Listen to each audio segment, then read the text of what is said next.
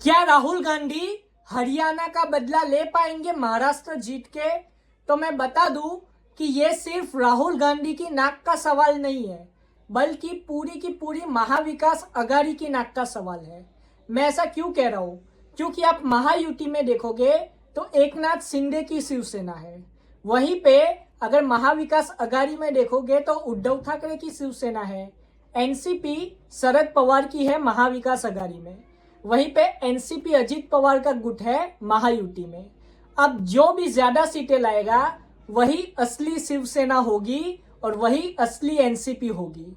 तो इसीलिए महायुति प्लस महाविकास अघाड़ी दोनों के लिए नाक का सवाल है, और राहुल गांधी जी के लिए तो बहुत ही बड़ा नाक का सवाल है।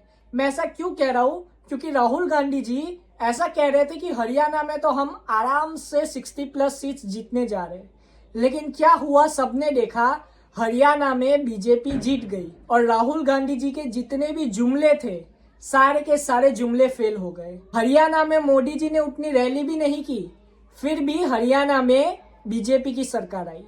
अब आगे हमको ये देखना है कि महाराष्ट्र में क्या होगा। तो महाराष्ट्र में महाविकास अघाड़ी के अंदर अभी तो सब कुछ ठीक नहीं चल रहा, सीट शेयरिंग में लड़ाइयां चल रही है।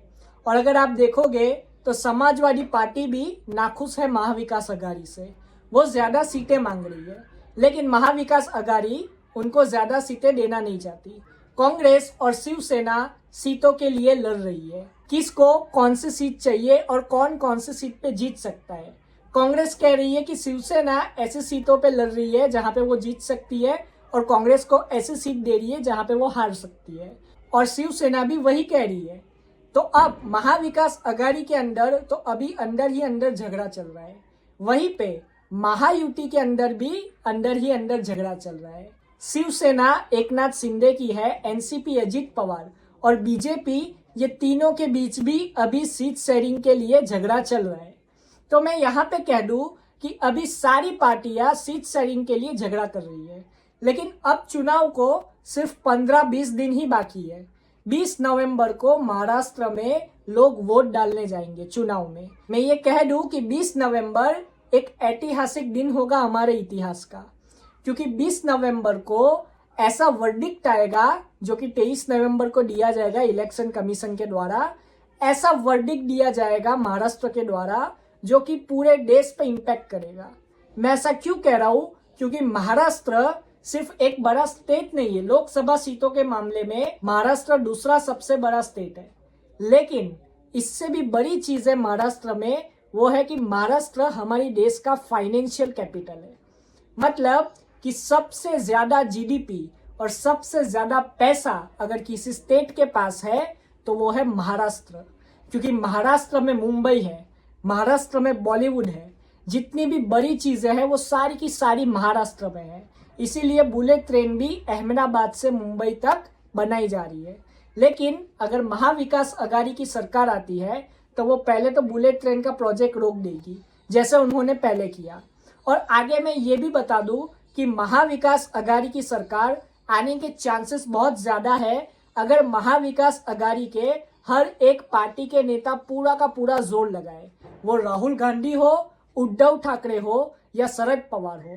अगर ये तीनों पार्टी के बड़े नेता पूरा का पूरा जोर लगाएंगे तो जरूर महाराष्ट्र में महाविकास अघाड़ी की सरकार आएगी ही आएगी। लेकिन यहाँ पे ये चीज नहीं भूलनी चाहिए कि राहुल गांधी जी को अहंकार में नहीं रहना चाहिए जैसे वो पहले थे, क्योंकि अहंकार इंसान को तो क्या पूरी दुनिया को डुबा सकता है। वो शायरी है ना कि इतना घमंड है तुझे तेरे ऊंचे होने पर, लेकिन ये बात याद रख कि ऊंची इमारत हमेशा गिरने के खतरे में रहती है। तो हमें कभी भी अभिमान नहीं करना चाहिए, अहंकार नहीं करना चाहिए। हमें हमेशा ये मानना चाहिए कि हम देश के लोगों की सेवा करने के लिए राजनीति कर रहे हैं, और राजनीति में हमेशा लोगों की सेवा ही करनी चाहिए और आगे बढ़ना चाहिए। और हर एक पार्टी को ये चीज ध्यान में रखनी चाहिए कि वो रूल नहीं कर रहे बल्कि सेवा कर रहे लोगों की। महाराष्ट्र में वही सरकार आएगी जो कि लोगों की सरकार होगी, वो महायुति हो या महाविकास अघाड़ी हो। राहुल गांधी जी पूरे चुनावी मोड में आएंगे अब कुछ दिनों में, लेकिन ये बात ध्यान रखना है कि जो घायल शेर होता है वो दुगनी ताकत से वार करता है, तो वही राहुल गांधी जी करेंगे। आप अपनी राय कमेंट में ज़रूर बताएं। जय हिंद।